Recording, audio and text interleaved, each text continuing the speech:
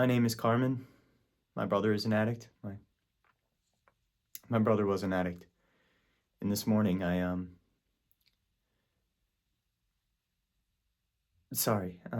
forgot. But before I came to Al-Anon, I was a cook. I mean, I'm still a cook, just different kind of cook, I guess.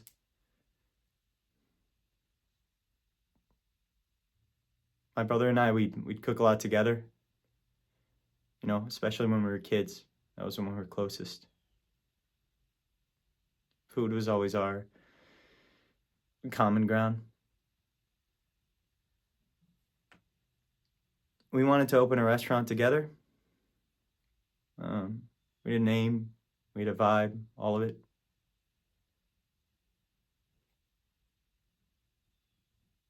My brother can make you feel confident in yourself.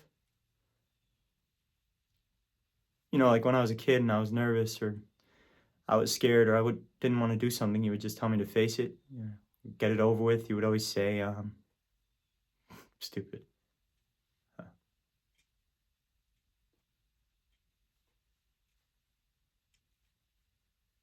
He would always say, let it rip. He was loud. And he was hilarious.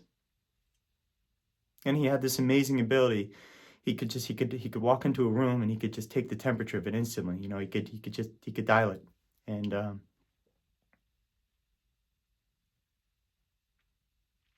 I'm not built like that, man. I didn't have a lot of friends growing up. I had a stutter when I was a kid, and I was scared to speak half the time. I got shitty grades because I couldn't pay attention in school. I didn't get into college. Didn't have any girlfriends. I don't think I'm funny.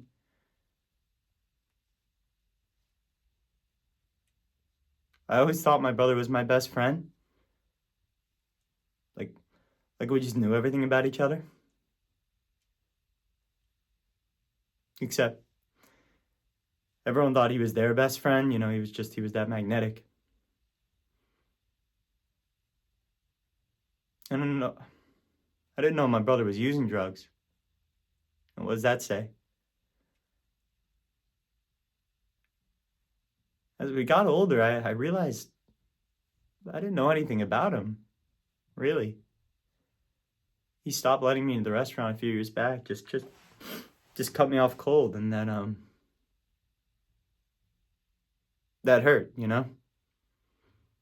And I think that just flipped a switch in me where I was like, okay, fuck you. Watch this. And because we had this connection through food and he had made me feel so rejected and lame and shitty and uncool, I made this plan where I was going to go work in all the best restaurants in the world. Like I'm going to go work in real kitchens. Like, fuck mom and dad's piece of shit, right? And it sounds ridiculous, me saying that now, but that's what I did. And I got the shit kicked out of me, and I separated herbs, and I shucked oysters and clams and uni, and I cut myself, and I got garlic and onions and peppers in my fingernails and in my eyes, and my skin was dry and oily at the same time, and I had calluses on my fingers from the knives, and my stomach was fucked, and it was everything. And a couple years later, this funny thing happened, which is like for the first time in my life, I had found this station for myself. And I was fast. And I wasn't afraid. And it was clear, you know, like I was okay. I knew which vegetables went together and proteins, temperatures, sauces, all that shit. And when somebody new came into the restaurant to stage, I looked at them like they were competition. Like I'm gonna smoke this motherfucker, you know? I felt like I could speak through the food, like I could communicate through creativity and that kind of confidence, you know? Like I was finally good at something.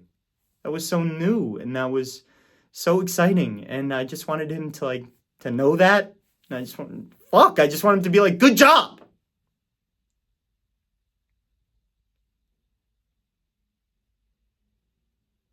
And the more he wouldn't respond, and the more our relationship kind of strained,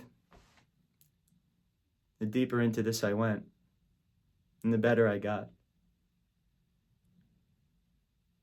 And the more people I cut out of my life, the quieter my life got. And the routine of the kitchen was so consistent and exacting and busy and hard and alive, and I lost track of time, and he died. And he left me his restaurant.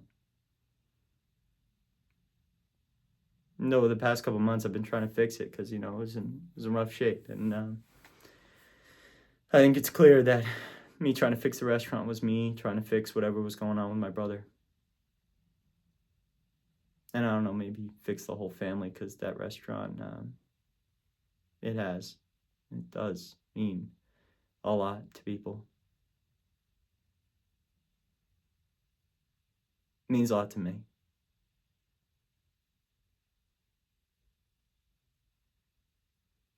I just don't know if it ever meant anything to him.